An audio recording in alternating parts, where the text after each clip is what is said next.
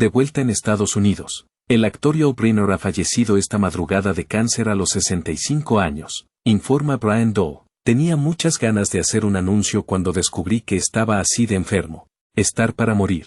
Yul Brynner vuelve a revelar los nombres de los actores gays de Hollywood con los que salió en secreto. Yul Brynner está grabado para siempre en la memoria con una imagen inconfundible. Una calva reluciente, un aire de autoridad fría e imponente, y unos ojos que podían dominar a cualquiera. Sin embargo, tras esa brillantez se escondía una verdad que pocos conocían: Yul era gay. Y su vida estaba tejida de romances secretos ocultos en las sombras. Antes de su muerte, Brynner reveló inesperadamente una lista de famosas estrellas homosexuales de Hollywood con las que había mantenido relaciones en secreto. Entre ellos estaban los que casi sacrificaron sus matrimonios por él, los que se convirtieron de almas gemelas en extraños, y los que le abandonaron por ambición, dejando su corazón hecho pedazos. ¿Quiénes eran? ¿Y por qué Yul Brynner decidió revelarlo todo solo ahora? Antes de adentrarnos en esta lista de relaciones entre personas del mismo sexo, rebobinemos hasta el principio, hasta un joven inmigrante que un día se convertiría en una deslumbrante estrella sobre los escenarios. En 1920, en Vladivosto, antigua Unión Soviética, nació un niño con un nombre desconocido para los oídos occidentales. Yuli Borisovich Brynner. Era una fusión de culturas, su padre ruso de ascendencia mongola y su madre rusa. La tragedia llegó pronto. Rusia estaba inmersa en la revolución bolchevique de 1917, que convirtió Vladivosto en un campo de batalla. Peor aún estaba por llegar. Un día, el padre de Yule se marchó con una amante más joven. En 1927, su madre lo llevó al otro lado de la frontera, a Harbin, China. Fue allí donde Yule tocó por primera vez el mundo del arte. Aprendió guitarra de músicos callejeros y cantaba canciones populares rusas. Por la noche, se escapaba a un viejo teatro para ver obras de Chejov. Sentado en los bancos de madera, Yule soñaba con un gran escenario donde poder estar bajo luces brillantes y escapar de su sofocante realidad. En 1933 estalló de nuevo la guerra. Yule y su madre volvieron a dejarlo todo, esta vez, subiendo a un tren con destino a París, la ciudad de la luz. El París de los años 30 era un torbellino de caos embriagador. En M. Martra, la comunidad de inmigrantes rusos convertía los cafés en hogares. Yule se vio rápidamente arrastrado a este mundo donde el jazz atlántico se mezclaba con las risas de caballo de los bares llenos de humo. Aquí Yule comenzó un nuevo capítulo. Se unió al CAR, balanceándose en lo alto del trampolín, elevándose a través de la luz de neón bajo el retumbar de los tambores y los vítores de miles de personas. Pero en 1937, con solo 17 años, le sobrevino el desastre. En un descuido, Yule cayó en picado desde una altura mortal hasta el suelo del circo. El espantoso crujido de huesos llenó el aire, seguido de los jadeos del público. Cuando despertó en la cama de un hospital, tenía las piernas escayoladas y la espalda dolorida. Durante casi un año, 4 frías paredes blancas se convirtieron en todo su mundo. Para escapar del dolor físico y la soledad aplastante, Yule recurrió al opio y otras sustancias tóxicas. El hábito lo consumió rápidamente, arrastrándolo a la oscuridad. En medio de estos días turbulentos, encontró un camino a Hollywood, lanzándose a papeles de teatro para recuperar un sentido de propósito. Por el camino, vivió apasionadas pero desgarradoras relaciones amorosas con algunas de las mayores estrellas de su época. Paul Newman, el romance oculto que estuvo a punto de hundir un matrimonio. Entre las relaciones más intrigantes de Yul Brynner estaba Paul Newman, la eterna encarnación de la masculinidad de Hollywood. En 1958, se conocieron en una deslumbrante noche de Beverly Hills, en una fiesta organizada por la esposa de Newman, Joanne Woodward. Por aquel entonces, Yule estaba rodando Los Hermanos Karamazov. Entre el tintineo de copas de cristal, sus miradas se cruzaron. Una chispa improbable se encendió. La relación duró varios años. Se conocieron en secreto en la granja de Newman en Connecticut, donde bebían vino a sorbos entre el olor a madera húmeda, hablando de actuación y de heridas sin cicatrizar. Pero no era un cuento de hadas. Su intimidad comenzó a tensar el matrimonio de Newman. Joanne lo sabía, aunque intentaba mantener la compostura por dentro, sangraba. Algunas noches, cuando Newman volvía a casa, se sentaba sola en la cocina, agarrando su copa de vino con la mirada cargada de tristeza. Una noche se derrumbó. Cuando Newman entró en la habitación, ella le miró a los ojos y le susurró, temblorosa, te he perdido, ¿verdad? Él no dijo nada, bajó la cabeza, y la primera lágrima cayó del ojo de Joanne. A pesar de su pasión por Yul, Newman no pudo soportar ver sufrir a su mujer. Optó por marcharse discretamente sin dar explicaciones. Ule se quedó con un ardiente remordimiento, dándose cuenta de que a veces el amor más feroz es el que no se puede conservar. La historia con Paul Newman terminó como un corte profundo, pero solo fue el principio de otra relación compleja para Yul Brynner. Marlon Brando. De alma gemela a separación por un choque de egos. Marlon Brando, el titán inmortal del Padrino, nunca fue tímido sobre su vida personal. En una entrevista de 1976, admitió con franqueza que la homosexualidad está tan de moda ahora. En Hollywood, la historia de Brando y Yul Brynner siempre ha sido una leyenda entre bastidores. Estos dos gigantes protagonizaron juntos una vez la película Moratori 1965. En la pantalla, sus miradas creaban una intensa reacción química, pero detrás de la cámara, su relación era aún más profunda. Se conocieron en el plató de San Diego. En aquella época, Brando ya era famoso, mientras que Ule desprendía una poderosa despreocupación. Los días de rodaje en el mar se convirtieron en una oportunidad para estrechar sus lazos.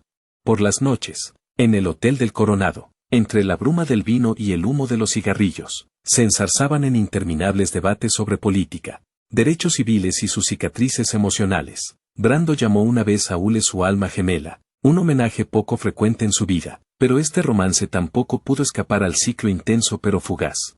El vínculo se fue resquebrajando a medida que Brando se enfadaba con la naturaleza controladora de Ule, mientras que Ule se sentía frustrado por el comportamiento errático de Brando, que a menudo desaparecía solo para reaparecer con jóvenes actrices. El punto álgido de la tensión fue una fuerte discusión en pleno set. Se gritaron tanto que todo el equipo tuvo que detener la filmación. Brando tiró su guión al suelo y Ule salió a fumar y no volvió. Después de esa discusión, ya no se veían las caras. Las conversaciones se convirtieron en fríos asentimientos. Cuando terminó la película, se distanciaron en silencio. Aquella relación terminó como un barco que abandona el puerto sin un silbato, sin una luz, solo el eco de días pasados. Si Marlon Brando dejó a Yul Brynner con un vacío desafiante, otra persona le arrastró a una vida de adicción y pesadillas atormentadoras que le duraron toda la vida. Jean Cocteau, un trágico primer amor con adicción y celos, durante sus años en París, en el corazón del barrio de Pal, donde se encontraban los fumaderos secretos de opio. Ule Brynner se adentró en un mundo hipnótico. Era un lugar al que los artistas bohemios acudían para olvidar la realidad y encontrar la inspiración en el humo brumoso, y fue allí donde conoció a Jean Cocteau, el famoso artista francés. Ambos se conocieron a través de un amigo común mientras Cocteau estaba enfrascado en la búsqueda de inspiración para su película de etiqueta El Abet, la Bella y la Bestia, más de 31 años. El Cocteau mayor de Ule no solo vio en el joven una musa, sino que también actuó como mentor guiando a Ule hacia la alta sociedad parisina. Gracias a él, Ule conoció a Pablo Picasso en su estudio de la Rue de Grand Augustinines, donde las pinturas cubistas estaban redefiniendo todo el mundo del arte. Tarde por la noche en un apartamento de Palais Royal. Hablaban de arte y amor intercambiando cartas poéticas y luego viajaban a la Riviera Francesa, donde la luz del sol y el olor a sal se mezclaban con el aliento caliente de la juventud. Sin embargo, aquel amor no era un cuento de hadas. La adicción de Ule y el temperamento errático de Cocteau convirtieron la relación en un torbellino emocional. Pasión, celos y separaciones. Al final, cuando Ule tuvo que ingresar en rehabilitación, todo se vino abajo. Sin embargo, el tiempo con Cocteau dejó una profunda huella en la mente de Ule, pero también dejó una cicatriz. La soledad reprimida en una sociedad francesa conservadora donde la homosexualidad se consideraba una enfermedad crónica. La cosa no quedó ahí. Ule conoció a otra persona, una relación que comenzó con un sueño brillante compartido pero que terminó en una fría traición debido a la ambición. Conoció a Hatfield por un sueño compartido pero se separó debido a una ambición desmedida. Una de las relaciones más importantes de Yul Brynner fue con Howard Hatfield, el apuesto actor famoso por su papel protagonista en el retrato de Dorian Gray, Running Glee de 1945. Fue la historia de Oscar Wilde sobre un hombre arruinado por sus deseos la que atormentó su propia relación. Se conocieron en 1941 en el restaurante Sards, donde se reunía la comunidad teatral de Broadway. Por aquel entonces, ambos eran alumnos del maestro de interpretación Michael Chachev. Entre el tintineo de los cubiertos y las animadas conversaciones, sus miradas se cruzaron y un hilo invisible conectó a sus dos almas gemelas. Su relación floreció en secreto, alimentada por encuentros en el apartamento de Hatfield en Greenwich Village. Entre las paredes adornadas con obras de arte y estanterías repletas de novelas, hablaban no solo de la literatura de Wilde, sino también del anhelo de vivir auténticamente en una sociedad llena de prejuicios. Hatfield se convirtió en un pilar de apoyo, ayudando a Ule a escapar poco a poco del fantasma de la adicción de París. Ambos soñaban con un lugar en Hollywood, pero como muchas historias de amor de la época, esta también se fracturó. Cuando la fama llamó, Heard dejó que la ambición le guiara, dispuesto a dejar de lado sus sentimientos para perseguir una oportunidad, dejando a Ule con el corazón roto por un amor que nunca llegó a ser. Fue también durante este periodo cuando el deseo de libertad de Ule se expresó a través de otro acto audaz. En 1942, encargó al fotógrafo George Platt-Lance una serie de fotografías de desnudos en un estudio de Manhattan. Estas fotos, que todavía existen, son un testimonio vivo de su espíritu rebelde contra las normas sociales. Si Heard dejó a Yul Brynner con una profunda herida de traición, otra persona le trajo un vínculo obsesivo y duradero que le perseguiría toda la vida. Manuel Puig. Un encuentro fugaz pero una obsesión para toda la vida. En 1960, París estaba en plena temporada de lluvias. Manuel Puig, el escritor argentino, estaba inmerso en un nuevo guión, sin saber que el destino estaba a punto de concertar un encuentro que le perseguiría el resto de su vida. En sus memorias, Puig relataba que aquella tarde el café Sanin de Prat estaba bañado por una cálida luz amarilla que proyectaba un resplandor sobre las mesas de madera. El humo de los cigarrillos impregnaba el aire y se mezclaba con la niebla de la ventana. El viejo amigo de Jean Cocteau Ule fue el puente que acercó a dos personas aparentemente extrañas. En pocas horas se había formado un vínculo invisible. Se sentaron hasta el amanecer. Con el café frío desde hacía tiempo, hablaron apasionadamente de literatura latinoamericana, de cine y de personajes marginados por la sociedad. Puig se sentía atraído por los profundos ojos negros de Ule, una mirada que albergaba a la vez ternura y frialdad, y que escondía miles de historias no contadas. Cada vez que Ule sonreía, Puig sentía que estaba ante un mundo brillante en el que tenía absolutamente prohibido entrar. Sin embargo, Puig se dio cuenta de que se había enamorado de un hombre al que no podía retener.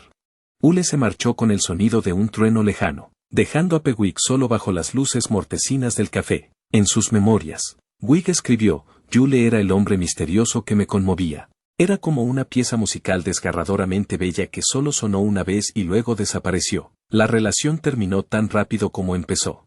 Pero en la memoria de Puig, Ule seguía siendo una figura inquietante que arrastraba el olor persistente de los cigarrillos y el eco de historias inacabadas, dejando un vacío que el tiempo no podía llenar. Quizá tuvieron que pasar décadas desde la muerte de las personas implicadas para que Yul Brynner se atreviera a abrir la puerta a ese pasado. Pero la verdadera razón por la que esperó hasta ahora para hablar guardaba otro secreto. ¿Por qué Yul Brynner ha esperado hasta ahora para revelar estas cosas? En el Hollywood de los años 50 y 60, la homosexualidad estaba absolutamente prohibida en la carrera profesional. Bastaba una foto ambigua que se filtrara, un rumor susurrado entre bastidores y la carrera de una estrella podía derrumbarse de la noche a la mañana. En aquella época, los estudios detentaban un poder casi absoluto, dispuestos a enterrar a cualquier estrella sospechosa de ser diferente para proteger la imagen de la familia de modelos que vendían al público. Detrás de las luces deslumbrantes había contratos estrictos, acuerdos de silencio y sesiones de fotos montadas con coestrellas del sexo opuesto para ocultar la vida privada.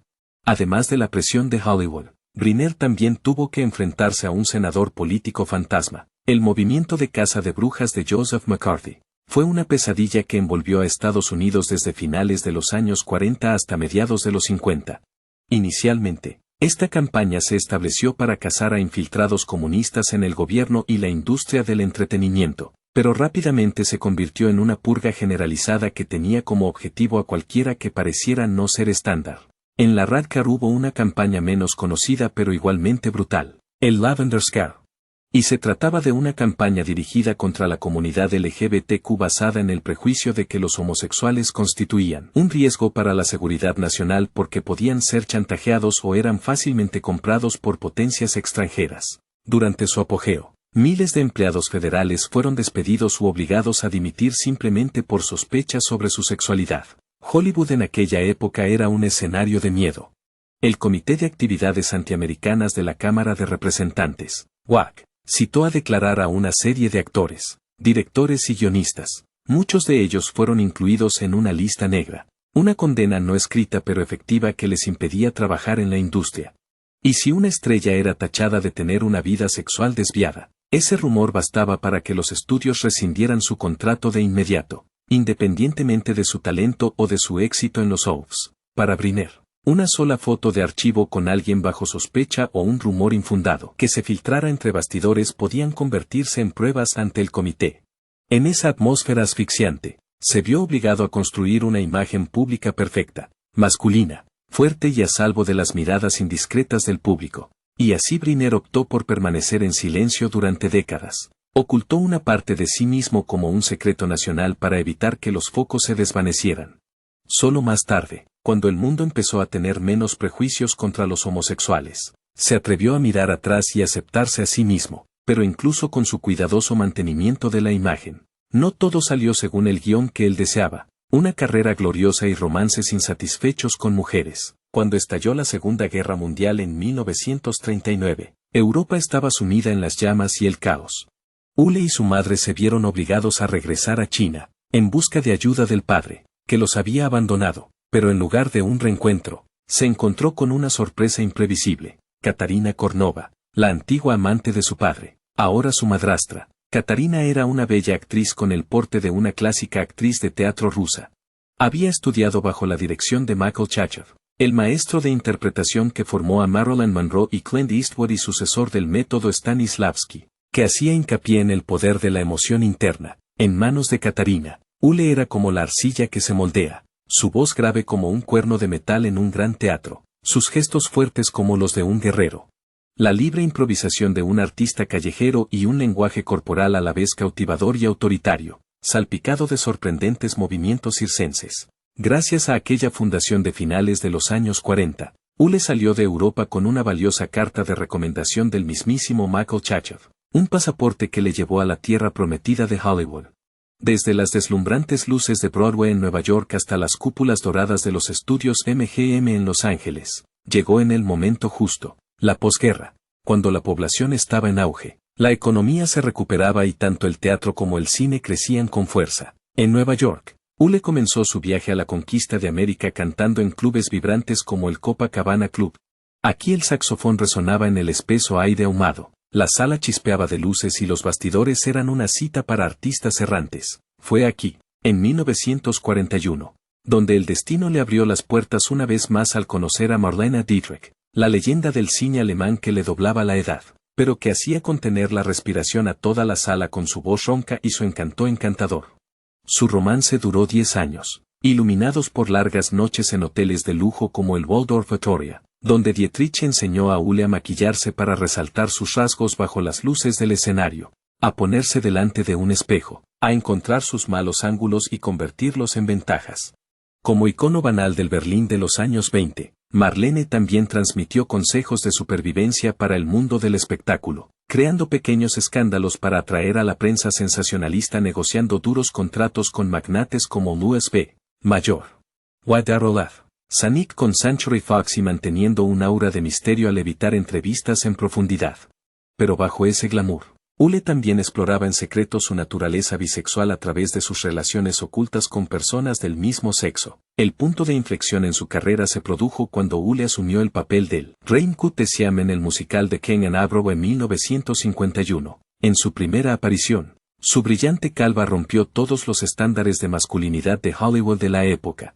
Su voz grave, sus gestos autoritarios mezclados con un toque de humor y su porte medio chiflado medio filósofo convirtieron al rey Moncote en una leyenda del teatro. Este papel le valió un premio Tony en 1952 y cuando se estrenó la versión cinematográfica 1956 y el Oscar al mejor actor 1957. Permaneció en el papel durante casi toda su vida, representándolo más de 4.600 veces sobre el escenario. Un récord sin precedentes que cimentó la imagen del rey calvo en la mente de generaciones de espectadores. Ese mismo año se estrenó El Rey y Yo. Briner volvió a causar sensación con su papel del faraón Ramsey II en la obra maestra épica de Cecil B. Dale, El Rey y Yo, Dale, Los 10 Mandamientos. Con una deslumbrante armadura dorada y una mirada afilada, retrató a un race majestuoso y cruel a la vez, que se enfrentaba a Moses Charlton, H. sin piedad. La película se convirtió en uno de los mayores éxitos de taquilla de la década de 1950, consolidando la imagen de Ule como icono de hombre oriental fuerte, misterioso, peligroso y lleno de poder. Más allá del glamour del escenario y la pantalla, la vida personal de Yul Brynner no fue menos dramática. Se casó 4 veces y tuvo 5 hijos. Además de su carrera, Yule fue embajador de ACNUR, apoyando activamente a los refugiados de Vietnam y otros muchos países. Murió en 1985 a los 65 años de cáncer de pulmón, dejando tras de sí un enorme legado artístico y un mensaje antitabaco que grabó antes de morir. Pero detrás del brillante glamour y de la imagen inmortal del rey calvo Yul Brynner había un hombre portador de secretos y acorralado por su época, Ule Brynner, una víctima de su tiempo y un héroe que se atrevió a vivir auténticamente. Ule Brynner encarna una paradoja. Fue a la vez una víctima de su tiempo y un héroe que se atrevió a vivir con autenticidad. Nació en un mundo en el que la homosexualidad se consideraba un pecado, un secreto que podía destruir toda una carrera y una vida. Las relaciones en la sombra y el dolor de no ser aceptado dejaron profundas cicatrices, no solo en él, sino también en su familia, que tuvo que soportar en silencio el peso de cosas que nunca se dijeron en voz alta. Sin embargo, fue ese valor silencioso, aunque oculto tras una fachada misteriosa, el que allanó el camino para que las generaciones futuras vivieran de forma más auténtica y fueran más aceptadas por la sociedad. Ule demostró que una persona podía enfrentarse a los prejuicios sin dejar de brillar en el escenario y la pantalla, dejando un legado que trascendió géneros y normas. Su legado no son solo sus papeles clásicos o su estilo icónico. Ule también fue una persona humanitaria que se dedicó a los refugiados. Su vida llena de contradicciones y rincones ocultos sigue siendo un poderoso testimonio de atreverse a vivir con autenticidad incluso cuando el mundo aún no estaba preparado. Si estás